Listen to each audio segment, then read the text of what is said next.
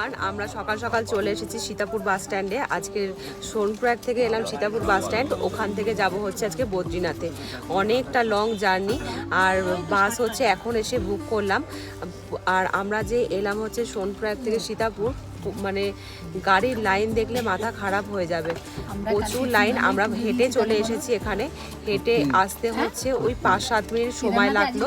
তাই হচ্ছে আমরা হেঁটেই চলে এলাম, কারণ গাড়ি পাওয়া খুবই মুশকিল। লাইন মানে হচ্ছে কয়েক হাজার লাইন পড়েছে।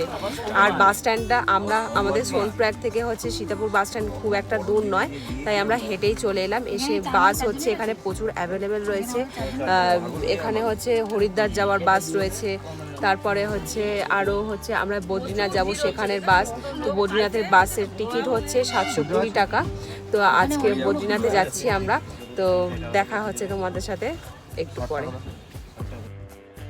বদ্রীনাথে যাবো বলে 2 ঘন্টা ধরে বাসে বসে রয়েছি, বাস কোনো ছাড়ার নামই নেই। কখন থেকে বসে রয়েছি, এই ছাড়বে করে করে আমাদেরকে বলা হয়েছিল যে 4টের সময় বাস ছাড়বে, কিন্তু 4টে, এখন 6টা বেজে 6:15 বাজে, এখনও পর্যন্ত বাস ছাড়েনি। বাসের অবস্থা খুবই বাজে। আপনারা প্রাইভেট কার করে, আমার মনে হয় যে ওরা হয়তো ঠিকঠাক টাইমে আপনাকে নিয়ে যাবে, রেডি হবেন। প্রাইভেট কার আগের দিন বলে রাখলে তারা টাইমে ঠিক নিয়ে চলে যাবে, কিন্তু বাসের অবস্থা খুবই খারাপ, খুবই বাজে। কখন থেকে বসে রয়েছি, তো বসে আছি এতক্ষণ। আর আমরা ঘুম থেকে উঠেছি অনেক মানে তাড়াতাড়ি, 2:30 নাগাদ সবাই ঘুম থেকে উঠে রেডি হয়ে 3:30 পৌনে 4টের মধ্যে এখানে চলে এসেছি, 4টে থেকে গাড়ি ছাড়বে বলে। কিন্তু তারপরে এই 6:30 বাজতে যায়, গাড়ি ছাড়ার কোনো নামই নেই। বাস ছাড়তেই আমরা সবাই বলতে গেলে ঘুমিয়ে পড়েছিলাম, কারণ এতটাই মানে মাঝরাতে ওঠা হয়েছিল যে বাস ছাড়তেই সবাই মানে এমনিই ঘুমিয়ে পড়েছি। তারপর ঘুম থেকে উঠে আমরা টুকটাক টিফিন করলাম। টিফিন বলতে মানে ওই যা সবাই মানে নিয়ে গিয়েছিল, তো সেই সবই বাসের মধ্যে খাওয়া হলো, আর বাইরের সৌন্দর্য দেখতে দেখতে যাওয়া হচ্ছিল। বাস আমাদের যে সময় ছাড়বে বলেছিল, তো সেই সময় যদি ছাড়তো হয়তো আমরা অনেকটাই তাড়াতাড়ি বদ্রীনাথে পৌঁছে যেতে পারতাম। আর অত তাড়াতাড়ি গিয়ে আর বাসের মধ্যে অতক্ষণ ঠায়ভাবে বসে থাকা, এটা খুবই বিরক্তিকর একটা ব্যাপার। আর তার মধ্যে ঠান্ডা ছিল, ঠান্ডা মোটামুটি ছিল। যত হচ্ছে যাচ্ছিলাম বদ্রীনাথের দিকে, মানে তত ঠান্ডাটা বেশি লাগছিল। এখন কিন্তু সেরকম খুব একটা ঠান্ডা নেই। ভোরের দিকটা প্রচণ্ড ঠান্ডা ছিল, তারপরে যত মানে বেলা বাড়ছে তত ঠান্ডাটা একটু কমছে। যদি অনেকজন মিলে যাওয়া যায় তাহলে কিন্তু বাসে একটা মজা রয়েছে। আর যদি প্রাইভেট কার নেওয়া যেত সেই মজাটা কিন্তু নেওয়া যেত না, কারণ প্রাইভেট কার হলে আলাদা আলাদা ভাগ হয়ে যেত। আর আমরা যেহেতু অনেকে মিলে গিয়েছিলাম, সে কারণে একসঙ্গে মানে বাসে যাওয়াটা সবাই মিলে একসাথে মজা করতে করতে এটা বেশ আনন্দই মানে আমাদের হয়েছে। সকালের দিকটা সত্যি বিরক্তি লাগছিল, কিন্তু যত বেলা গড়াচ্ছিল তারপর মানে বেশ মজাই লাগছিল। আর চারিদিকে না একটা ফলের গাছ রয়েছে, মানে ওখানে যেটা প্রচুর পাওয়া যায়, সেই ফলের গাছ রাস্তার ধারে ধারে ভর্তি। কি যেন ফলের নামটা আমার এখন মনে পড়ছে না, আরু হবে হয়তো, মনে পড়লো যে আরু। ওখানে প্রচুর বিক্রি হচ্ছে, রাস্তায় রাস্তায় বিক্রি হচ্ছে। গাছেও দেখতে পাচ্ছিলাম ছোট ছোট, তো ছোট যেগুলো দেখছিলাম ভাবলাম যে ওটাই হয়তো বড় হলে বা পাকলে ওরকমই দেখতে হবে, সেই আন্দাজেই ওই গাছটা ভাবছিলাম। একটু পরেই আমাদের বাস দাঁড় করাবে টুকটাক কিছু খাওয়া দাওয়ার জন্য, তারপর টয়লেটের জন্য। তো এক জায়গাতে দাঁড় করাবে, সেখানে আমরা টুকটাক কিছু খাওয়া দাওয়া করে নেব। ওখানে খেয়ে দেখ, যদি ভালো লাগে তাহলে একটু কাছ থেকে দেখো ফলটা কি ফলের নাম জিজ্ঞাসা করছি দাঁড়াও। अरे इसका क्या नाम है? आड़ू आड़ू আরু आड़ू फल। এই ফলটা খেলে নাকি খুব গায়ে জোর আসে। ওই 1 কিলো নিতে হবে। শসা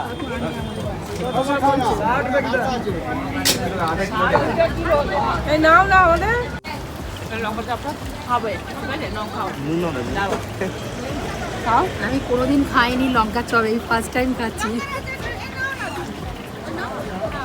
আলু আলু আলু একা কম গো বাবা বলছে। आलू मिर्च नमक दीजिए ना, नमक नमक।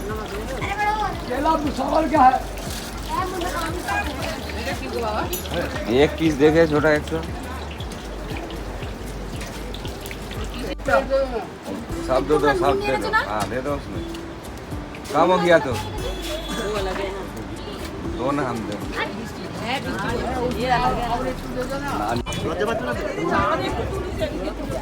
কেমন খেতে?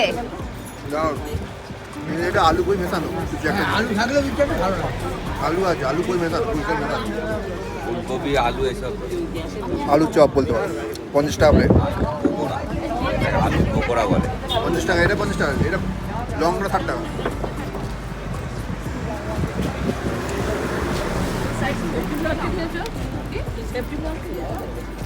চা দাও দাও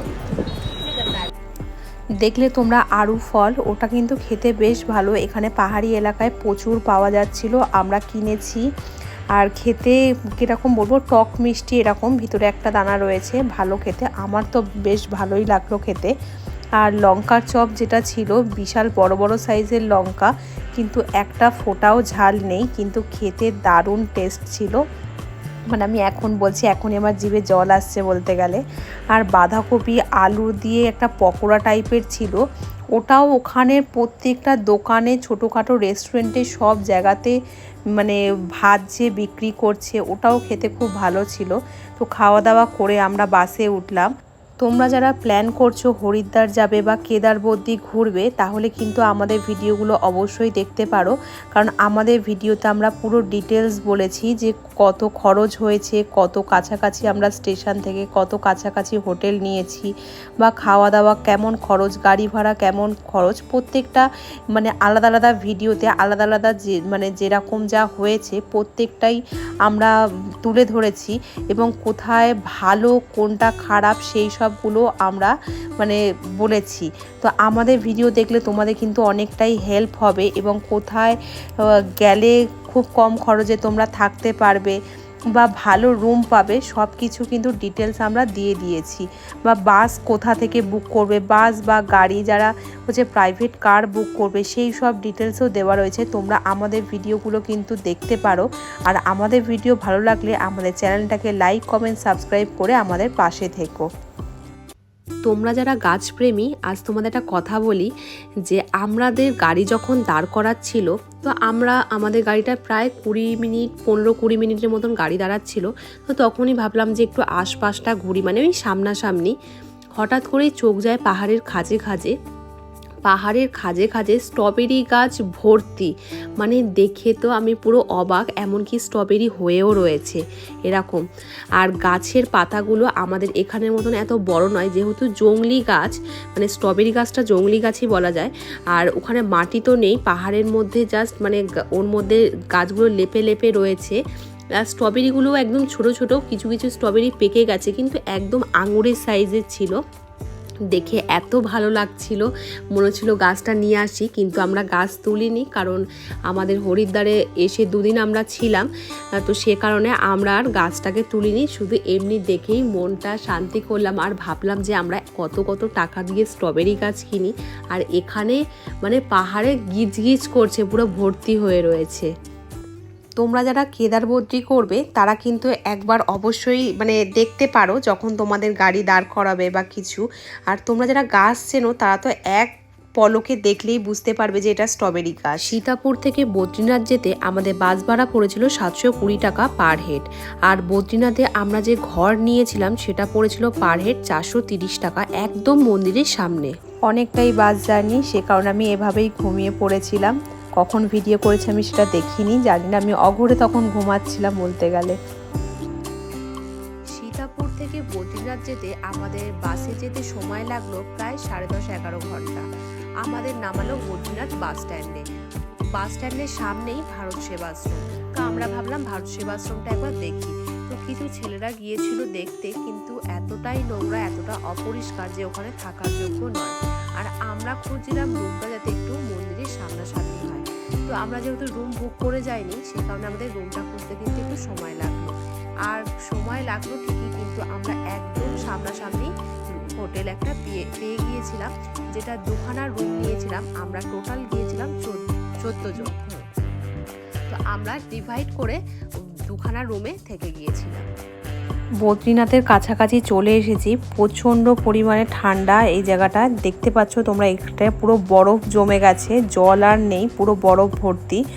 আর একটু পরেই আমরা বাস থেকে নামবো। আমরা কিন্তু কোনো রুম কোথাওই বুক করিনি, না কেদারনাথে, না সোনপ্রয়াগে, না হরিদ্বারে, সবই কিন্তু আমরা গিয়ে গিয়ে রুম বুক করেছি। তো আমাদের হোটেল নেওয়া হয়ে গেছে। আর এখানে একদম মন্দিরের সামনেই আমরা হোটেল নিয়েছি। এখানে প্রত্যেকটা জায়গাতে লস্যির দোকান ভর্তি, দেখে প্রচণ্ড লোভ লাগছিল যে কখন খাবো।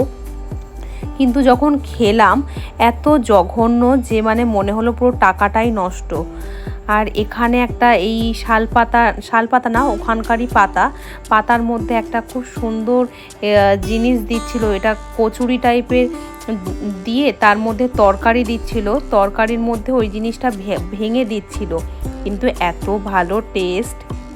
খাবারগুলো এখন দেখে সত্যি আমার জিভে জল আসছে। এটা টক ঝাল মিষ্টি, খুবই ভালো খেতে বলতে গেলে। আমার এরকম টাইপের জিনিস, টক জিনিস আমার বেশি পছন্দ হয়, সে কারণে আমি ভাবলাম যে খাই। তোমার দাদাভাই আবার ওর অতটা বেশি ভালো লাগলো না, কিন্তু আমার তো বেশ দারুণ লেগেছে এটা খেতে। অনেকক্ষণ বাস জার্নি করার পরে এরকম একটা টক জিনিস, নতুন জিনিস ট্রাই করতে ফাটাফাটি লাগলো। তো দেখো আমাদের রুম থেকে মন্দির একদম সামনাসামনি, আমরা রুমে লাগেজ রেখেই মন্দিরের সামনে চলে এসেছি। তোমাদেরকে মন্দির দেখালাম। সামনের উইকে আসতে চলেছে বদ্রীনাথের ভিডিও, তোমরা কিন্তু প্রত্যেকটা ভিডিওই দেখো, কোনো ভিডিও মিস করো না। আর বদ্রীনাথে আমরা কখন পুজো দিলাম, কখন স্নান করলাম, কতক্ষণ লাইনে দাঁড়াতে হলো, প্রসাদ কোথা থেকে কিনলাম, সব কিছু ডিটেলসে তোমাদেরকে বলবো। সে কারণে বলছি ভিডিও তোমরা মিস করলে অনেক জিনিস তোমরা জানতে পারবে না। আর আমাদের ভিডিওগুলো দেখো, মন্দিরটা এত সুন্দর লাগছে কিছু বলার নেই। দেখা হবে নেক্সট ভিডিওতে।